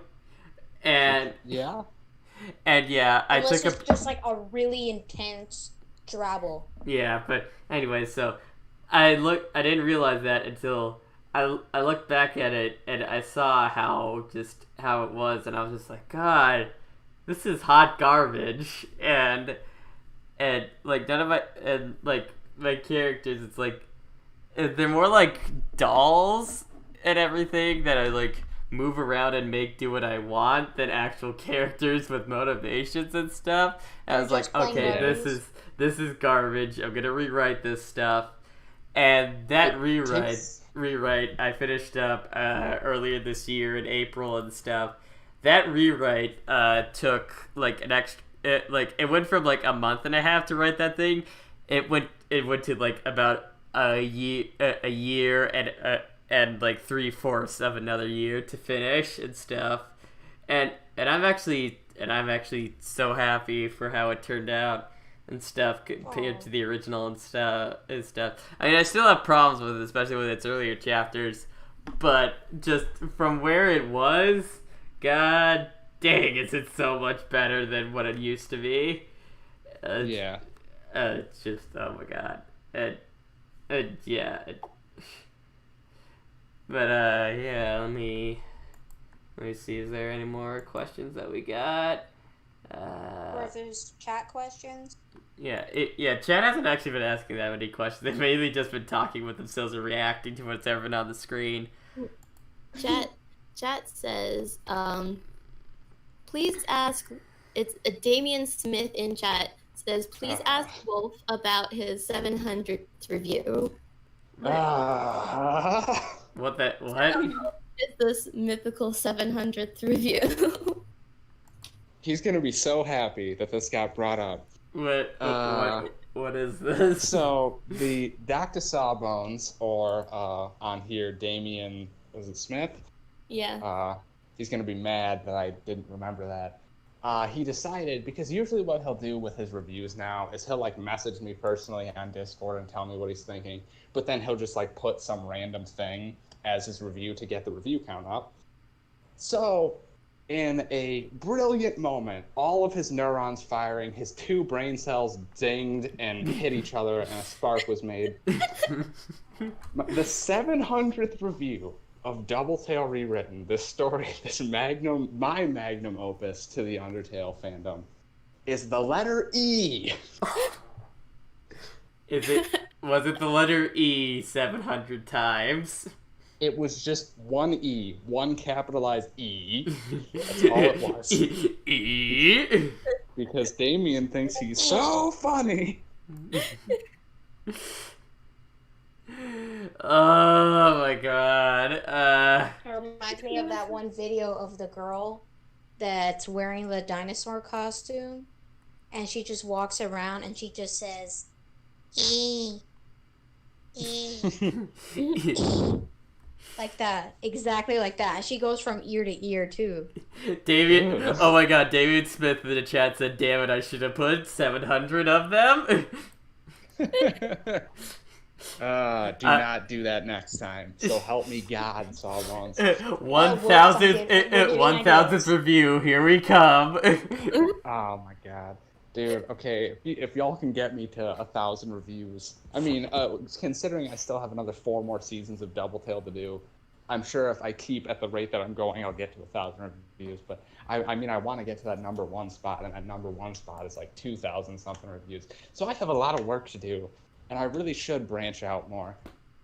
But even just cross-posting, if you need help with that kind of thing, Pasta and I know how to use AO3, so we could help you out. I would definitely appreciate that a lot. Y'all are very nice. Aww. Thank you. No problem, Boblin. There's nothing that helps bonding than just sharing each other's cringe moments and laughing at it. Yeah. I'm coming. Oh no, David Smith likes the idea. He says, I'm coming for number 1,000.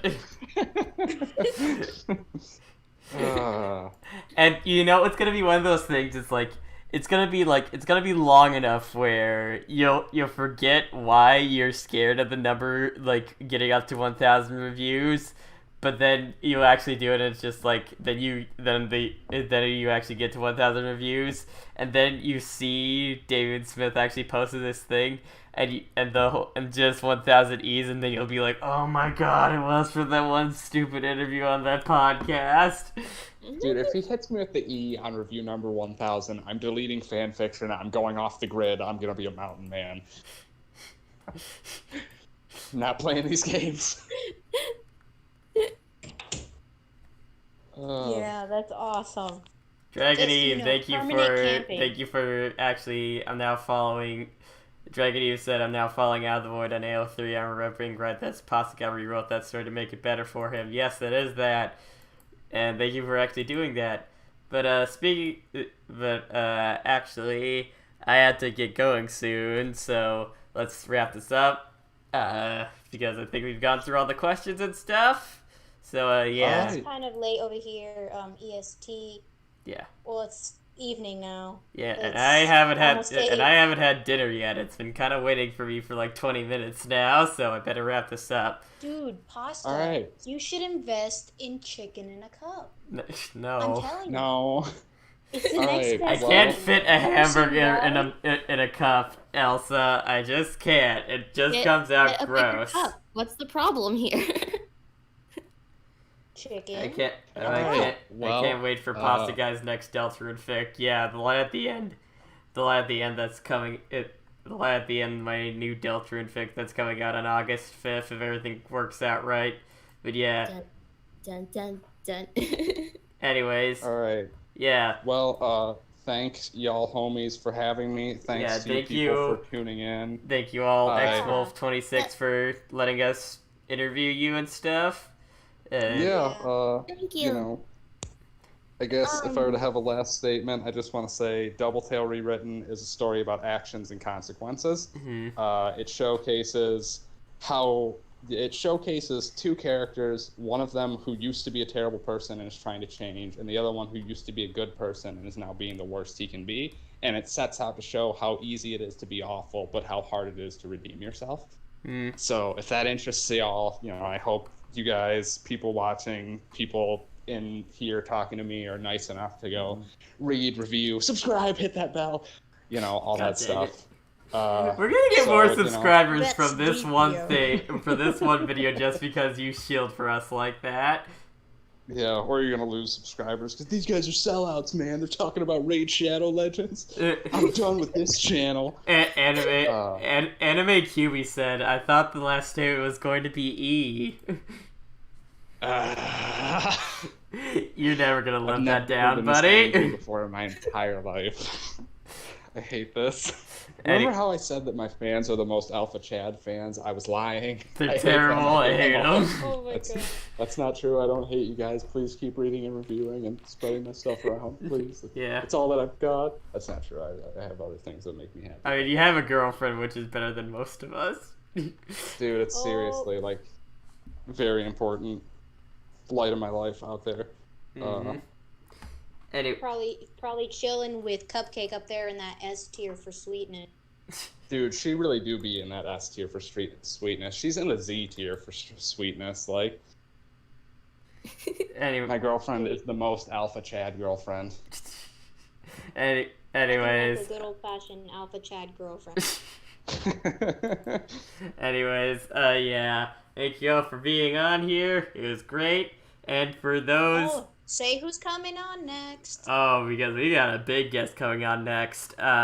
This Sunday, August 2nd at 2 p.m. Eastern Standard Time, we're going to be interviewing Lynx Griffin, the creator of Dogs of Future Past, Paper Trail, a whole bunch of other comics and stuff. I'm very excited for that. We're all excited, of course. Yeah. I love Dogs of Future Past and Paper Trail. Yeah, I love that. Which is why you guys should be sure to like, subscribe, hit that bell icon. Quiet you! Okay, Bro, so... if you guys keep hitting the bell, you're gonna break it, and it's gonna be looking like the Liberty Bell with the crack in it. Dude, make it the Liberty Bell icon. Yeah. Yeah, no. We gotta keep that intact, so that way people can use it. No more so people hitting can keep that. hitting that bell icon. But yeah. Anyway, thanks you guys for having me. I appreciate all you guys sticking and listening through this very long talk. I hope I managed to pique some people's interest and that they are nice enough to go look into Doubletale and give me their feedback on it. Yeah. Doubletail rewritten, not the original. Do not read the original. So help me God if I see one more person leave a review on the original. They're all just gonna go. What if on they the just original leave a without review reading that says it now? And Damian Smith's just like, whatever you say. As he goes to leave a bunch more E reviews on the original. The animal. Monster. Anyways, so yeah, thank you all for coming on here. Thank you everyone for watching and listening, and hope all of you have a good night. Take care, and remember, above all else, stay determined. Stay determined. Yep. Stay determined. Please favorite, follow, and review XWolf26 out. No, you're not ending it like that. Stay determined.